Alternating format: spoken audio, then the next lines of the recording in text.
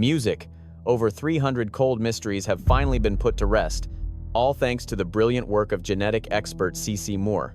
Now, she is absolutely convinced that cutting-edge DNA tracking holds the ultimate key to uncovering the truth about Nancy Guthrie. Is greater than. For almost half a year, the public has been completely fixated on a single, bone-chilling piece of evidence. Security footage captured a disguised intruder, Music, creeping silently through the shadows, making a beeline straight for Nancy's entrance. Bearing a weapon and wearing gloves, his movements were terrifyingly precise, an image that completely hijacked the entire investigation and every resulting public debate. Music, alongside every theory presented. Yet, what if this chilling snapshot was barely scratching the surface of the actual nightmare? Suppose the true catalyst for solving this mystery doesn't lie with the nameless phantom on the porch, but rather with the individuals occupying Nancy's innermost circle. What if the darkest element of this tragedy stems not from a random attacker, but from within her own bloodline? This evening, the narrative completely flips, because peeling back the comfortable illusions reveals something terrifying. The moment you look past that disguise, the entire focus shifts completely away from an unknown prowler hiding in the shadows. Instead, it morphs into an unsettling puzzle revolving around intimate details, unrestricted entry, and perfectly calculated execution, pointing toward a level of inside information established way before that intruder ever stepped onto Nancy's property. Music. And following that particular thread takes us into incredibly uncomfortable domestic territory. Let us start by reviewing the initial narrative fed to the community. Nancy Guthrie, an 84-year-old resident, vanished from her Tucson property during the pre-dawn hours of February 1st, with police declaring it a forced kidnapping after discovering her blood splattered across the entryway. The moment detectives secured the security video, they released a terrifying visual that would instantly become the sole focus of the entire manhunt.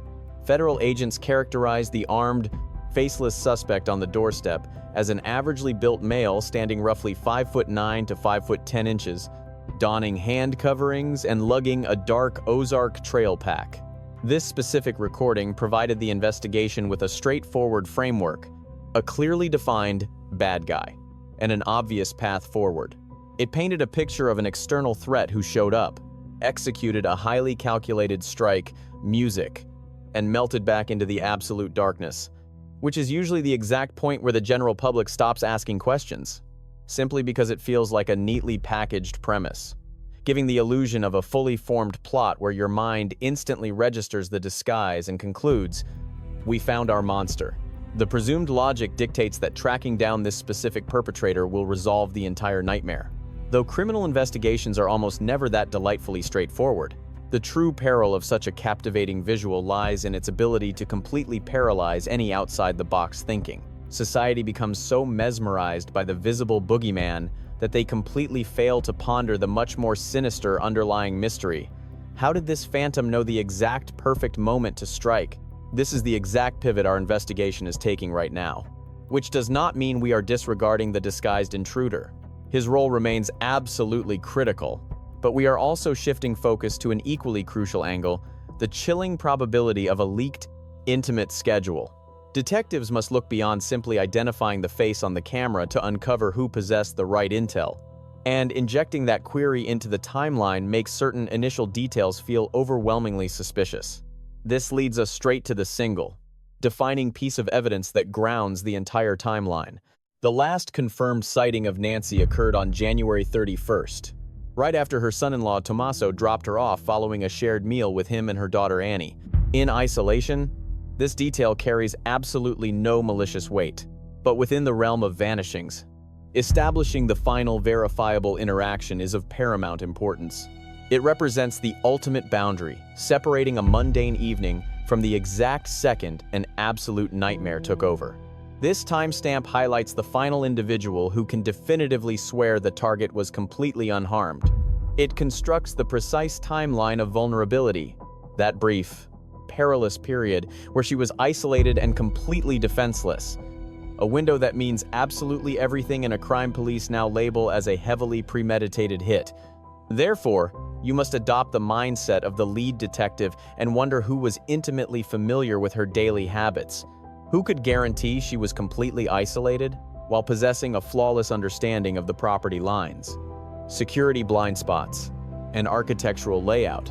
More importantly, who fully grasped her physical frailties and could accurately calculate exactly how many hours would pass before anyone noticed her missing.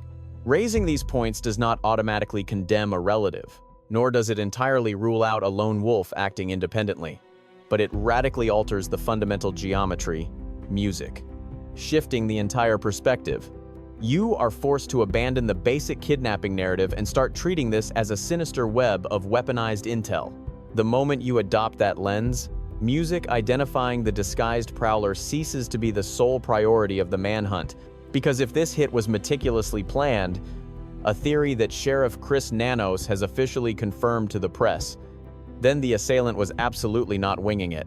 He showed up heavily prepared, flawlessly timed, and undeniably bold, a level of swagger that simply does not manifest out of thin air. That type of certainty is born exclusively from leaked data. Therefore, the actual mystery we are currently unraveling, music, which casts a much more sinister shadow over every subsequent revelation, extends far beyond merely naming the individual caught on the porch camera.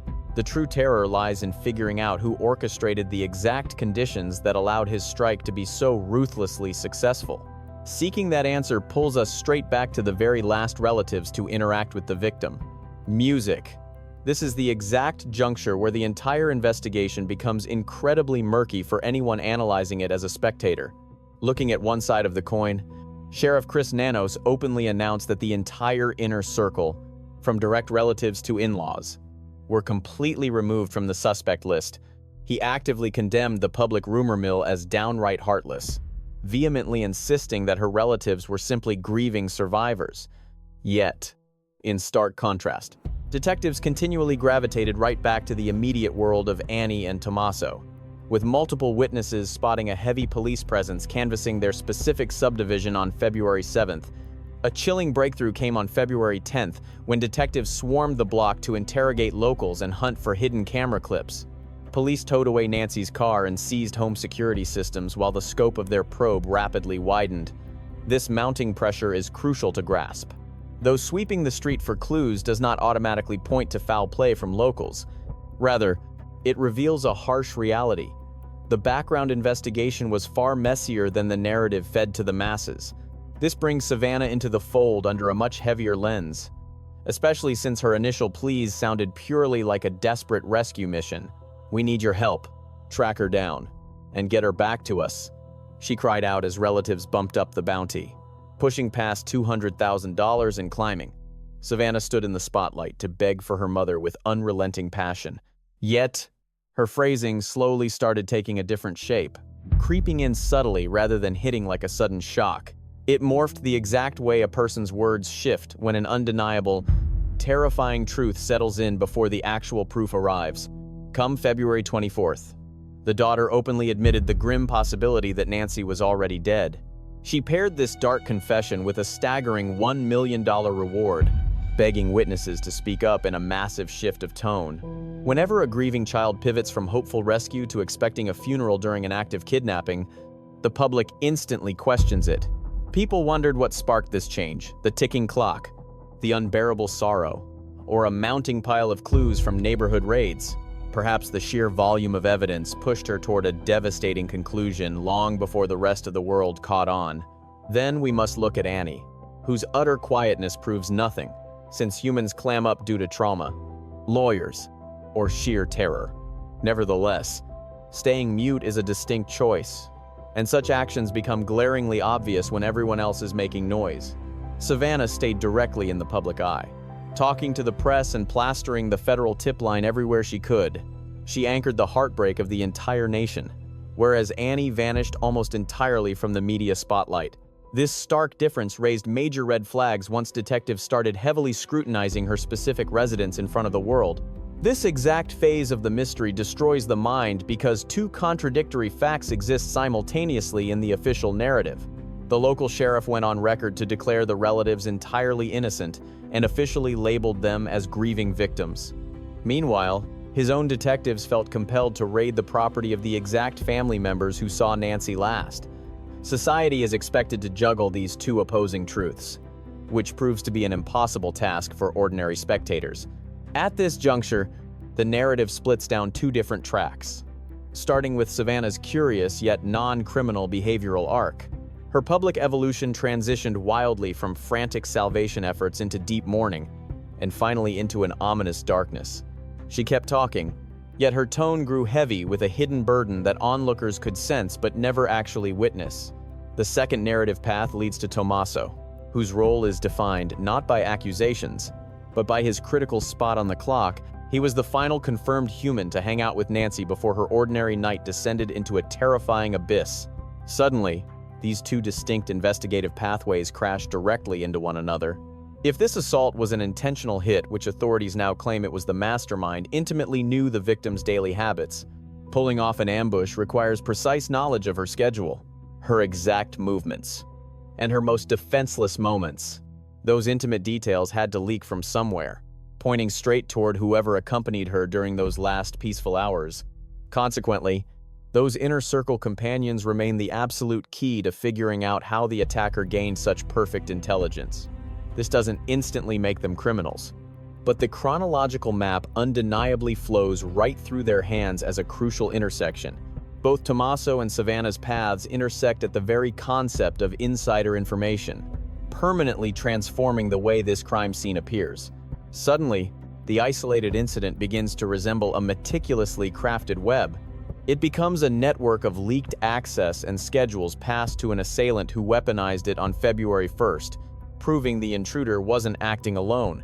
That shadowy figure merely represents the final, visible strike of a much grander conspiracy. Ultimately, the most sinister interpretation of these events, the one that keeps seasoned detectives awake at night, is truly haunting. The horror doesn't stem from a random drifter appearing out of thin air to wreak havoc. The true terror lies in an attacker armed with perfectly tailored intel to strike the ideal target at the absolute worst second.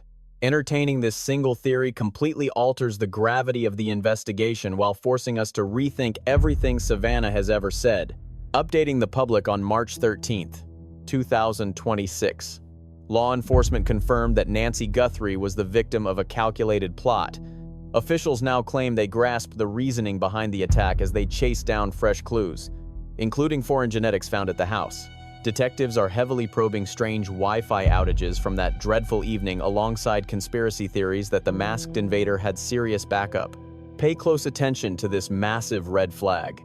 Detectives aren't stumbling around blindly in the dark here, they actually hold vital puzzle pieces, and clutching only half the facts creates a profoundly agonizing purgatory for any loved one to endure. The second police start holding back critical details. The relatives are shoved into a suffocating psychological pressure cooker where they must continuously beg the community for help. On camera, they maintain a highly guarded facade, yet offstage, they frantically overanalyze every hesitation and subtle whisper, sensing an unspoken reality creeping up right behind them. This agonizing limbo explains the crushing grief bleeding through Savannah's recent audio compared to her earlier clips, altering her delivery not through new evidence, but simply because perspective shifts whenever the horrible truth begins dawning. This story teaches us a deeply unsettling but important lesson. Danger doesn't always come from the outside. It can grow quietly from within the circles we trust the most. The idea that harm could be enabled by leaked information, of familiar routines, or close connections forces us to rethink what safety truly means.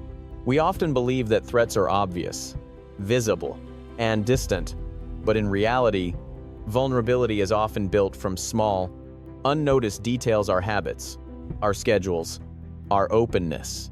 When those details fall into the wrong hands, they can be turned into something far more dangerous than we ever imagined. At the same time, this case highlights the emotional toll of uncertainty. Families are left suspended between hope and fear, forced to read between the lines of silence, half-truths, and hidden information. That kind of psychological weight is its own form of suffering, one that deserves empathy, not judgment. Ultimately, this story is a reminder to be mindful of what we share, to protect not just our physical space but our personal information.